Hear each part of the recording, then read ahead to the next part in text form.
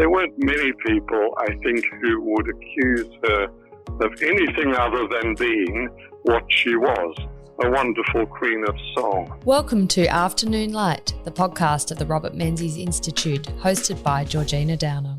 Born into modest circumstances, Dame Nellie Melba transcended these humble beginnings to become a world-renowned singer.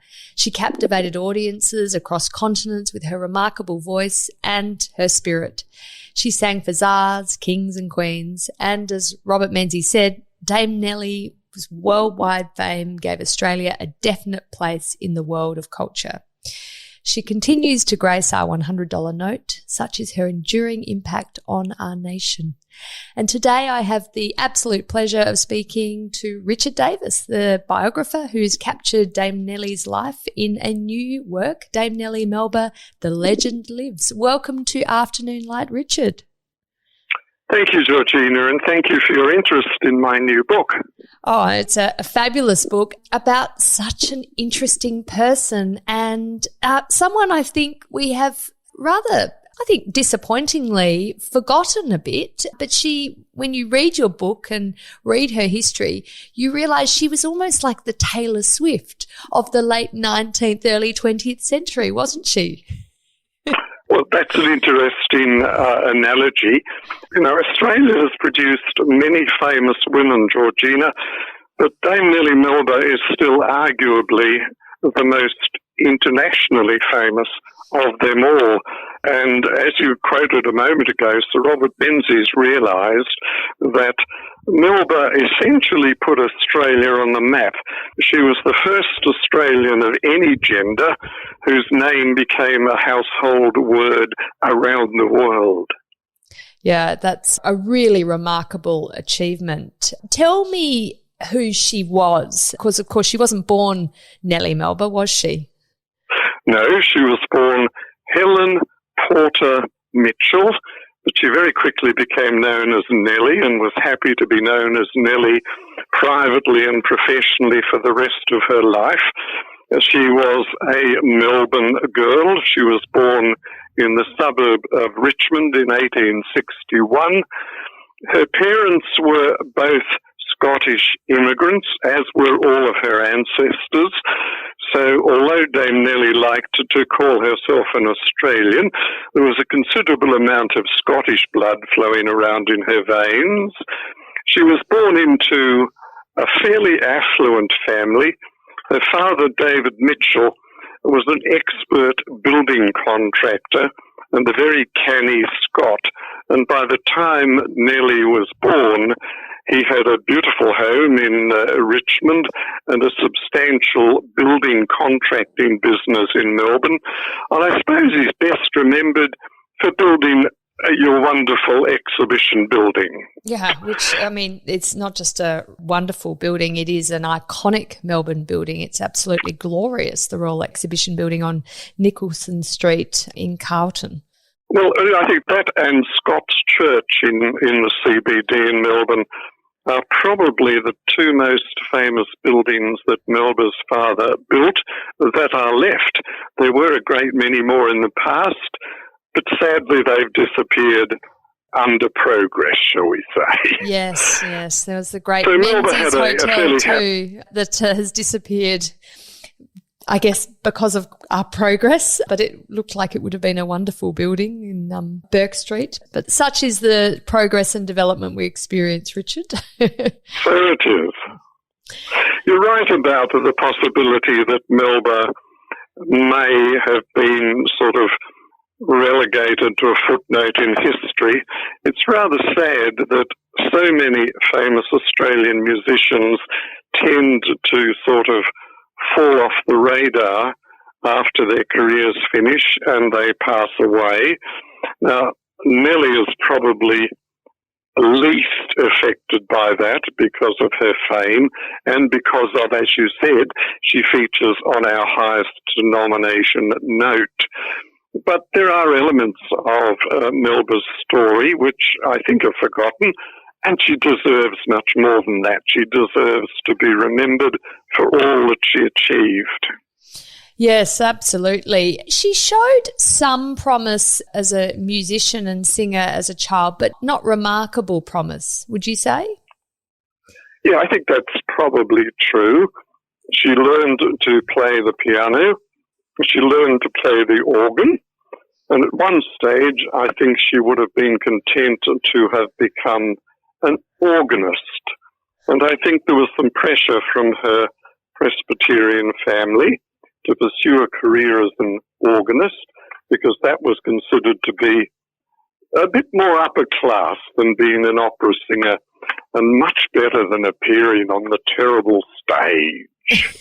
So, yeah, she did have a sound musical background, which helped her. She was able to accompany herself at the piano privately all through her career, and she even made 2 or 3 recordings in which she accompanies herself at the piano. So she had a sound musical theory background. Yeah. But she starts off her life, as you said, in Melbourne, and of course her stage name, Nellie Melba. Melba is a derivation of her hometown of Melbourne, which I never knew until I was looking at your book. So that is quite a revelation and a wonderful one. But she goes off to Queensland, doesn't she, with her family later in her childhood. So was that a very important part of her upbringing, do you think? Or was her heart always here in Melbourne? Well, I think she always had a soft spot for Melbourne right throughout her life. Whenever she was in Melbourne, she seemed to be happy. But as a young woman, she travelled to Mackay in Queensland with her father, who had been contracted to build a sugar mill at a little town called Marion, which is just a few kilometres out of Mackay. And there she met the son of an Irish baronet, a man called Charles Armstrong, who was handsome, and she believed that he was a kindred spirit.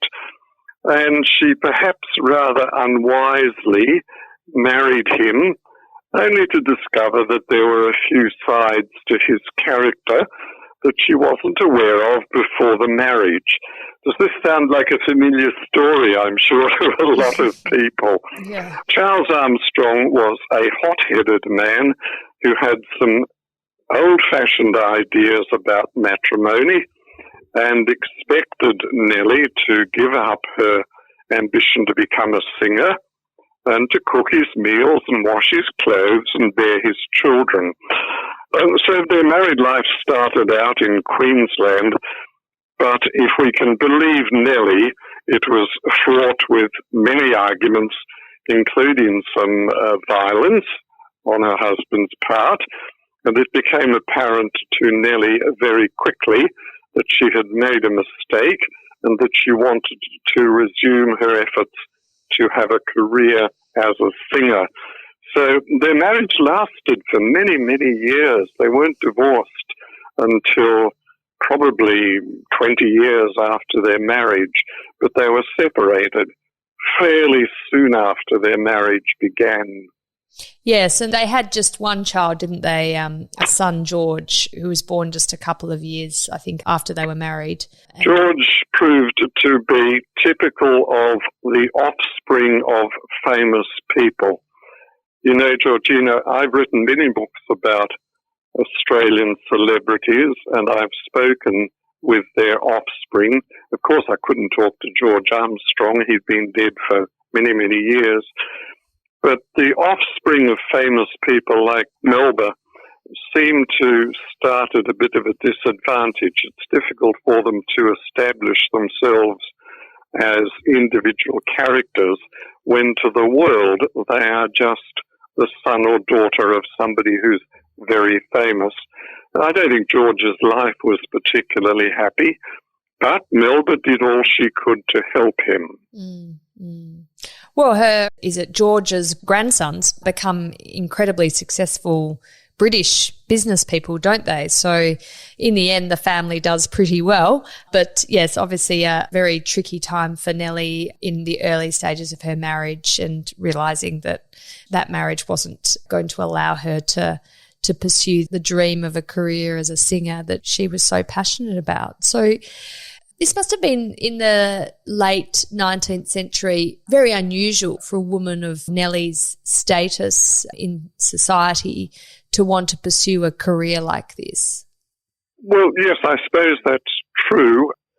Theatre folk were looked down upon by society in general, both in Australia and in other countries around the world. But, the art form of opera needs singers, so there are always going to be those, even in those times, who had the perseverance and the tenacity to make a career, sometimes in the face of bad public opinion. Although I don't know that Melba suffered from that very much. She was just so good, Georgina, that once her career was established, there weren't many people, I think, who would accuse her of anything other than being what she was, a wonderful queen of song. So tell me, Richard, how she goes from being quite a good singer in her sort of childhood and teens to being one of the world's most famous opera singers. I mean, what was it about her training? How did she embark on this career that actually turned her into something quite extraordinary? Well, first of all, Georgina, she was endowed with an absolutely beautiful voice. There were those amongst her contemporaries who claimed that Melba's voice was the best soprano voice of its time. And there is evidence of that in the 180 or so recordings that she made. That voice was then trained to virtuoso standard, combined with a great deal of ambition. I've said in the book that if Nellie had not been endowed with a beautiful voice, she would have succeeded in whatever other occupation she chose. She also had perseverance. It's not easy to get to the top in any profession, and certainly not in the competitive world of grand opera. It is a long, hard toil to get there. Mm. She had the perseverance to achieve that, and then she had the tenacity to stay at the top for almost 40 years. The development of her voice is quite interesting. Her first singing teacher in Melbourne was a lady who's now almost completely forgotten, called Mary Ellen Christian, who continued to teach until well into her 90s. Wow. As a nun. Mary Ellen Christian was then followed by an Italian tenor called Pietro Cecchi, who had sung successfully in opera in Italy, but fell out with the authorities in Italy and became one of those wandering singers who travelled all over the world in the 19th century. He came to Australia with a small opera company, but reviews of his performance were not good, and I think it was at that point in Cecchi's life that he decided he'd better stop singing and start teaching. Now, Nellie studied with Cecchi for 8 years, which is an incredibly long time. However, her third teacher was the famous Mathilde Marchesi, based in Paris, who was probably one of the 2 or 3 top singing teachers of her time. And once Melba became famous, she preferred to be remembered as a protege of Mathilde Marchesi in Paris, and sort of rather discounted what she had learned from Cecchi and Mary Ellen Christian, which is kind of sad because I think Cecchi in particular was responsible for establishing her voice, and what her great famous teacher Marchesi in Paris did was polished it, helped her to develop a repertoire, and added a degree of sophistication to her singing that her Australian teachers weren't capable of offering her. Mm. So at that point, having done some study with Mathilde Marchesi, she was ready to make her debut at the Théâtre de la Monnaie in Brussels, where many singers, including a few Australians, have made their debuts over the years. But her Australian debut was at the Melbourne Town Hall, wasn't it, in 1884? And she was instantly a success then. And, I mean, it doesn't sound a lot of money in these days, but £750 in her first year. Well, I think a lot of the credit for that is down to Chichi's teaching. Yes, it's true, Georgina, that before she left to go to Europe to study with Marchesi, she was well established, particularly in Melbourne, as a concert soprano, but not singing on stage.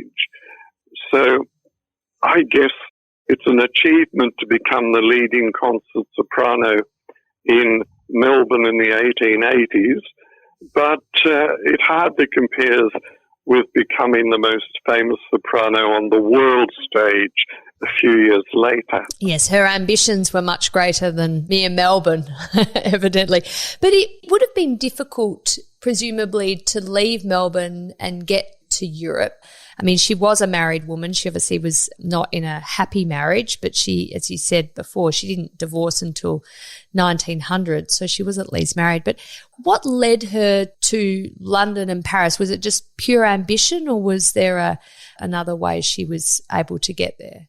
Well, fate intervened with a stroke of good luck.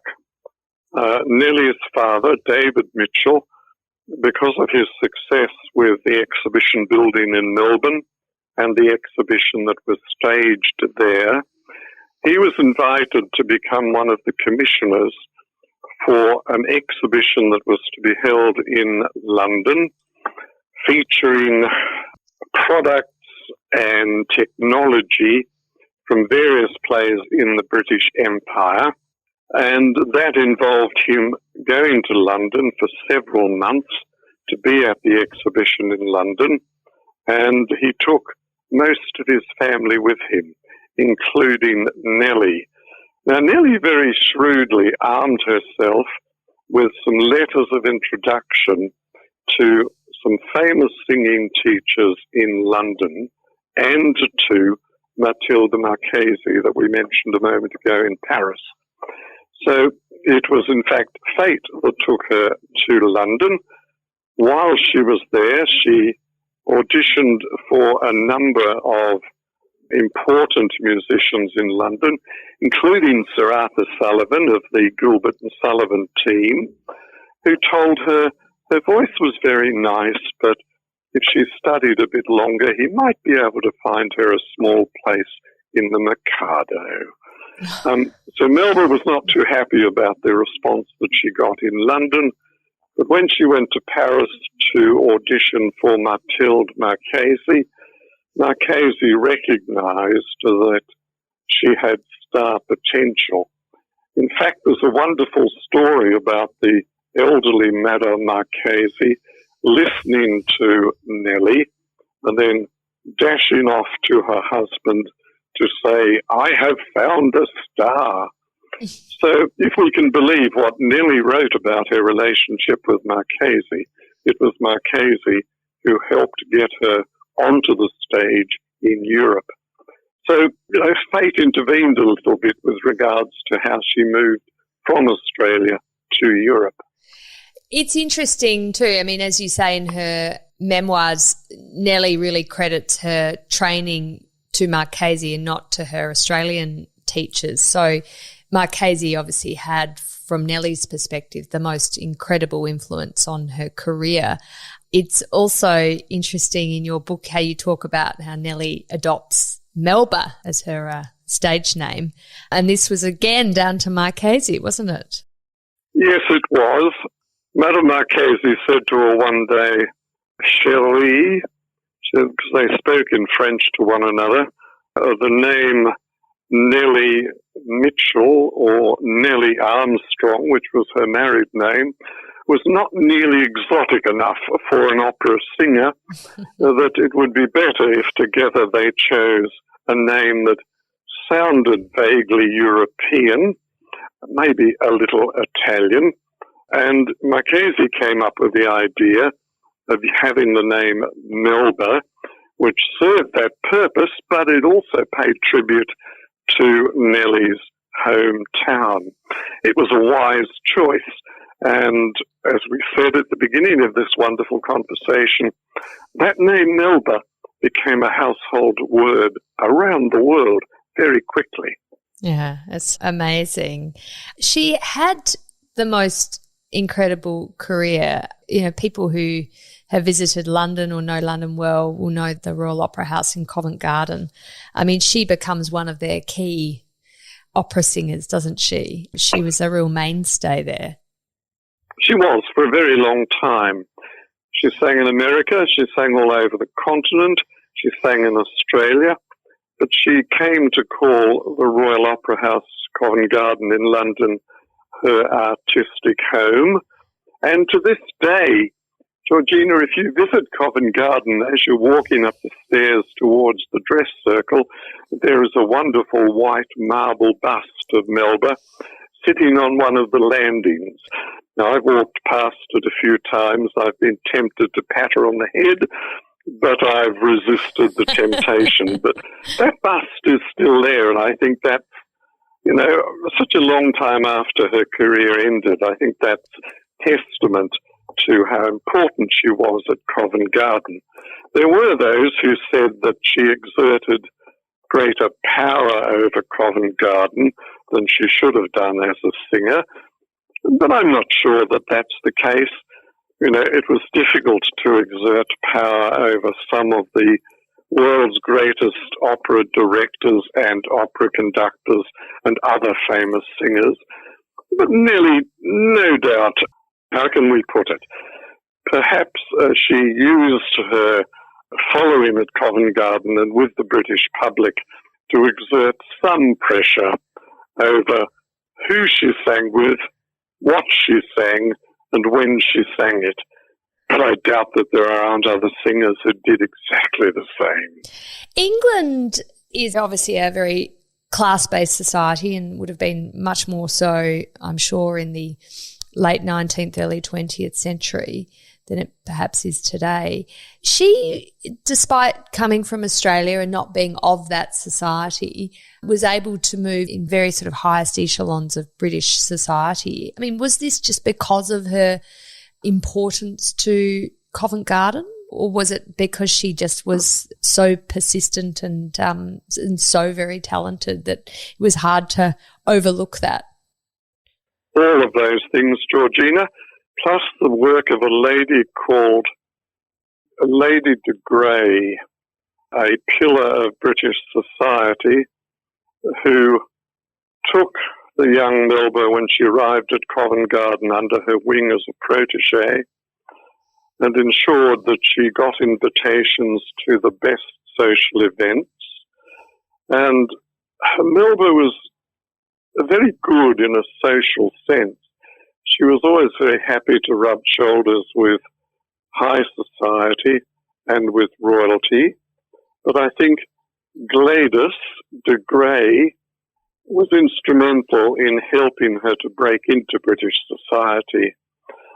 So her talent and her success as a singer were major factors. But so was the contribution from Gladys, not Gladys, although it was spelled Gladys, from Gladys de Grey. It has some, I guess, echoes of Hyacinth Bouquet, doesn't it? It's funny you should say that. Someone else suggested that to me when I was talking to them about Melba the other day. But I think the difference between Nellie Melba and Hyacinth Bouquet is that Nellie had the substance behind her, yes, which unfortunately, or fortunately for the success of that television program, Hyacinth had none of the real substance to back up her claims. So, yeah, I don't believe she ever behaved like Hyacinth Bouquet, but she certainly didn't suffer fools lightly. She was always ready to rub shoulders with the best people in society and to ingratiate herself with them. She became a favourite of the future Edward the... Now, I hope I've got the number right. Edward VII. So, you know, I'm not sure about the hyacinth bouquet analogy. She sang, and I said this in the introduction, she sang before Tsar Alexander III, before the Swedish King Oscar II, before the Emperor Franz Joseph, and before Kaiser Wilhelm. And of course, she was in England, so before Queen Victoria at Windsor Castle. I mean, these are incredible figures of history that heard her sing and admired her talent. What does this say about, you know, the position of Australia and Australians? And I appreciate at the time we were considered British subjects and our Australian citizenship didn't come into existence until, you know, decades later. But still, she was from Australia that became a federation in 1901. This is an incredible achievement for someone from so far away. From colonial Melbourne, the daughter of a builder. Yeah, absolutely. And I think part of the credit of that is due to Melba herself and the way that she conducted herself. But I think one should also remember that the Grand Opera at that time was the principal high-ranking form of entertainment. There was no television. And although radio came in during Melba's lifetime and recording began about a third of the way through Melba's career, attending the opera was de rigueur for society around the world. And opera as an art form received the support and patronage of kings and queens and emperors. So in that regard, it was not as remarkable as perhaps it would be today. Yeah, so, I mean, that's interesting context, Richard. So opera was really the, you know, like today we would go to a pop concert at Rod Laver Arena here in Melbourne. That was a sort of an activity of general culture rather than being seen as today opera would be seen as a sort of a, you know, a niche form of singing and music, classical music that is obviously greatly admired but probably not appreciated by mainstream Australian culture. Do you know, Georgina, I wish it was, but you're absolutely right. I'm not passing on judgments on any of this, but just trying to understand the context of opera because I think that is really fascinating. Of course. And, you know, when I first started to think about writing a book about Melba, I realized that there had been many other books written about her by competent writers in the past. So I set myself the task of defining whether there were more things that could be said and should be said about Melba. And the result of that exercise was a very positive yes. And I suppose the most significant thing was that those who had written Melba's story before me had contextualized her life story into its social and political historical background without really contextualizing it into the musical milieu in which Melba conducted her career. And so there is a great deal in the book about the conditions in which Melba sang, the musical conditions in which Melba sang. And I hope that from all of that, readers will have an understanding of just how important the art form was around the world, everywhere from the world's capitals through to country towns in Australia where touring opera companies provided the entertainment. Yeah, no, it's really important to understand those conditions in that context, Richard. Melba, obviously the marriage to Charles Armstrong ends in divorce in 1900, but she has a relationship, doesn't she, with the Duke of Orleans, would we say? Orleans, yes, which starts in 1890. Are you able to talk about that relationship and how that developed? Melba didn't. When she wrote her autobiography, she deliberately left poor Philippe out of it. which must have caused her some pain to her heart. But I think at this distance in time, we can be honest about the relationship. There is a rather wonderful photograph that I don't think had ever been published before of Louis Philippe in the book, and it shows him to be a very handsome young man. I believe that Prince Louis Philippe Robert, Duc d'Orléans, pretender to the throne of France, genuinely fell in love with Nellie and she with him. But their relationship was probably doomed from the start. French royalists, who still believed that maybe one day Philippe would be King of France, would never have accepted the daughter of a builder from colonial Melbourne as her consort. And then, of course, as you said, she was still married to Charles Armstrong.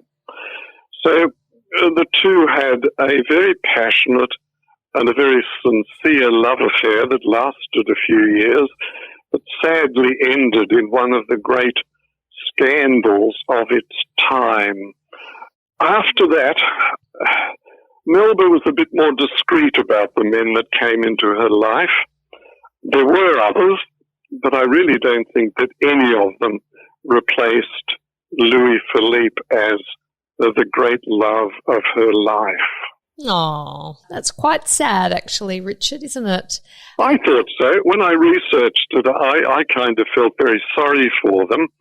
It was not their fault that they had such different backgrounds and that the man she fell in love with happened to be such an important political figure in France. As I said a moment ago, that their relationship was doomed from the beginning, and that is sad. It's interesting to reflect, though, Richard, that she was accepted in British society to an extent, obviously, but in European royalty circles, perhaps that was a bridge too far, her identity as a colonial Australian and, as you said, Well, I actually didn't find any evidence of that. Europeans, I think, appreciated opera so much that they were more interested in Melba as a singer rather than in her background. And I actually only found one instance where she was snubbed, and that happened to be by the niece of Louis Philippe, Duke of Orléans, who was invited to a dinner at Melba's home in Paris and who decided at the last moment that she couldn't attend. She said she was unwell, but I think someone reminded her that Madame Melba and her uncle had once been lovers. But, you know, I think she was accepted just as readily in Europe, on the continent, as she was in the United Kingdom. That said, there are always, of course, different musical standards in different parts of the continent, and Melba initially did struggle to establish herself at La Scala in Milan and various other opera houses around Italy, simply because the style of singing that she offered, wonderful though it was considered perhaps just a little bit old-fashioned against the new ideas of what opera was in Italy. Can you describe for me her looks, Richard? I mean, we obviously have some very famous portraits here at the National Gallery of Victoria of her that are quite iconic. So she's familiar from those portraits. But was she considered classically a beautiful woman, or was she? Yeah, describe her to us. No, I don't think she was. She wasn't pretty, if you understand what I mean by that. I was delighted that the designer of this book at Wakefield Press managed to find the glorious photo of her that adorns the cover of the book. I would say that Melba was a very handsome woman, and part of her appeal, I think, to her admirers was not only her handsome physical appearance, but also the sort of star quality that emanated from her. So not a classic beauty, but certainly a very handsome woman. And if you look at some of the illustrations in the book of her in costume for different roles, she really does look very attractive. Certainly the antithesis of what a lot of people think sopranos look like. They're not all overweight. Nellie was never overweight. She maintained her figure throughout her life, and I think perhaps that adjective, handsome, is probably the best one to use to describe her appearance. Some of the portraits of her, including that wonderful big portrait that hangs in the National Gallery in Melbourne, really don't do justice to her. They make her look, I think, a bit more formidable than she actually was. Right, yeah. Tell me about her much anticipated return to Australia in 1902. Well, I think she'd wanted to come back to sing to her fellow Australians ever since she had become established in Europe. There's been talk about her coming a couple of times before, but it finally all came together in 1902 when she came back for a concert tour of Australia. And that was extremely successful. Australian audiences paid considerable amounts of money to hear her sing in town halls in our capital cities.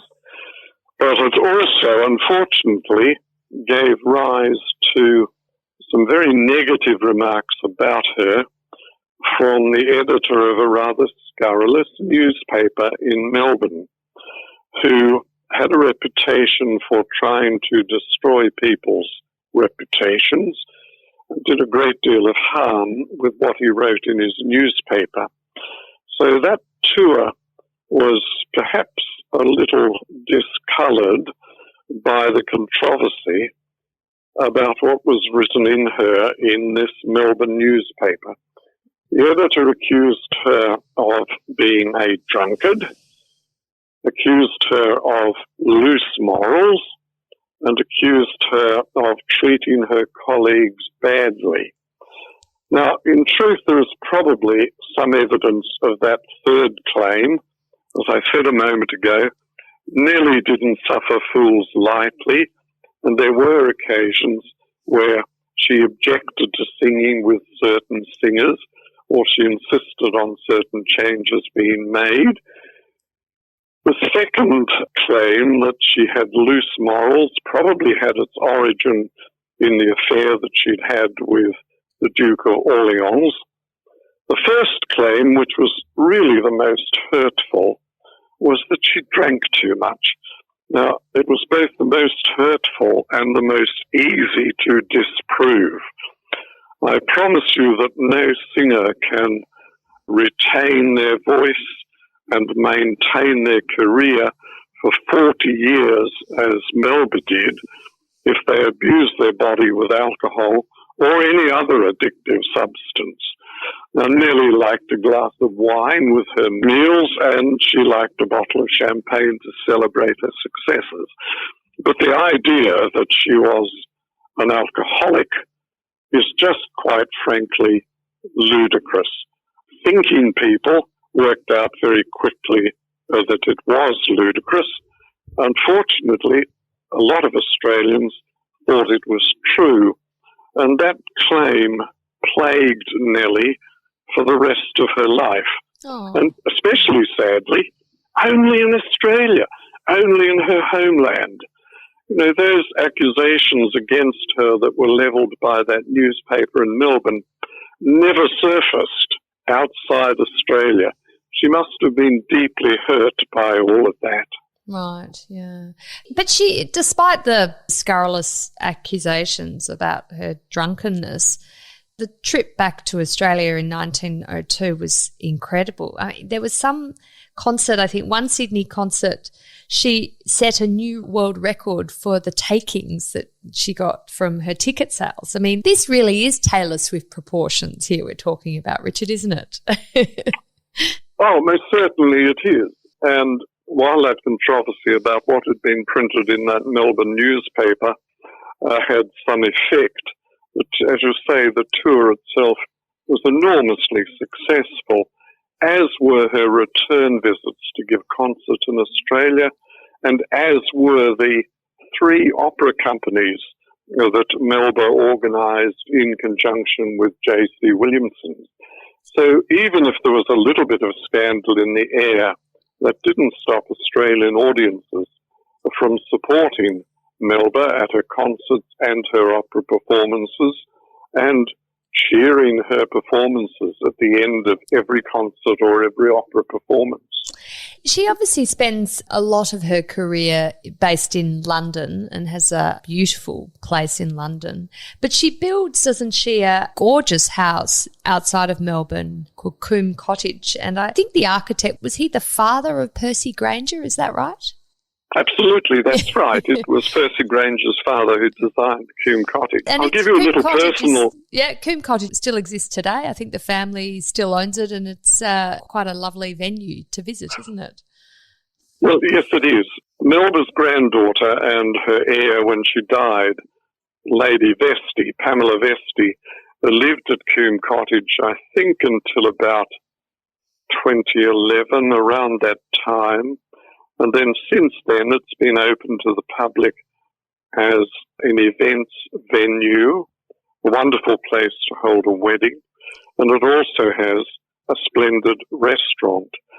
I'll tell you a little personal story about Coombe Cottage. I actually grew up in Malvern, which you know is an inner suburb of Melbourne, and then my family moved out to Croydon, which was not very far from Coombe Cottage. And as a kid, I used to be driven past Coombe Cottage, and I would always get frustrated because it was surrounded by hedges about 3 meters high, and even if one stopped and went to the ornate front gates, one couldn't get a glimpse of the house. So next time I come back to Melbourne, I'm determined I'm going to go and visit Coombe Cottage. Yes, absolutely. Well, you must after writing this book. Richard, there's so much more to discuss, but we're coming to the end of our discussion about Dame Nellie Melba. But it'd be, I think, remiss not to acknowledge her enormous legacy she left for Australian musicians that exist to this day. Can you finish our discussion with some description of that? Most certainly. I think Melba proved that Australians could make it onto the world stage, and so she was the role model for many hundreds of other singers who had successful careers in opera and on concert stages in Europe. And one of those, of course, is the wonderful Nicole Carr, who wrote the foreword for this book, who has sung some of the roles that Melba sang in Europe in the same opera houses 100 years later. So, yeah, she was the role model and, if you like, the pioneer of the flood of successful Australian singers who've gone to Europe and had spectacular careers. Yeah, it's quite an amazing legacy, and she is, of course, quite rightly commemorated and celebrated on our $100 note. Although as we move more and more to cashless payments, I guess we'll see less and less of the $100 note, but it's lovely to have that memory of her. Well, I seldom have $100 notes in my wallet, I'm afraid, Georgina. Yes, we writers are not necessarily very affluent. Before we end this delightful conversation, could I just pay tribute to the publisher? Wakefield Press in Adelaide is one of the few remaining independent publishing companies in Australia. The publisher, Michael Bolland's mission is to produce beautiful books, and he has done that with this Melba book, as he's done with each of my last 3 or 4 books. So not only do I hope that people listening to this podcast will read the book, I also hope that they appreciate it simply as a beautiful book. I also hope they get as much pleasure out of reading Nellie's story as I got out of researching it and writing it. Oh, well, that's a fabulous note to end on, Richard. Thank you so much for joining me on Afternoon Light. My pleasure, Georgina. That's it for this week's episode of Afternoon Light, the podcast of the Robert Menzies Institute. Please make sure to subscribe and catch up on our latest online content on our website or on Twitter, LinkedIn or Facebook.